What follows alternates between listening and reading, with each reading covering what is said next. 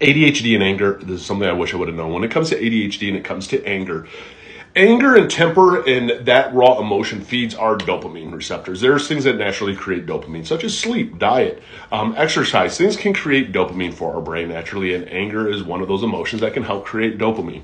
So what happens is, dopamine for somebody with ADHD is kind of like glasses. It allows us to focus in on things. It allows the internal dialogue to go away and allows us to focus in on one thing. And the worst part is when it's anger-based, we focus on what just pissed us off. Now we become almost obsessed about it. We're constantly playing it now through our head. And we are amping ourselves up with it. So to argue with us, there is no logic. There is no clarity. We are not hearing anything because we are feeding off of this dopamine rush. And to argue and fight with people in this temper and anger that can happen with people with ADHD is extreme. We feel misunderstood. The biggest thing to remember is that there's no logic with it. It's literally, our brain was dopamine searching and it had found a dopamine rush and it has latched onto that, and that is where all of our focus has went.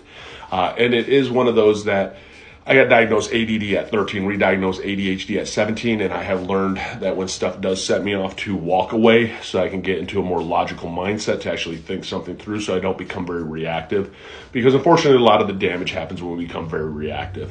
And that is a struggle, and it's a struggle that a lot of people do struggle with.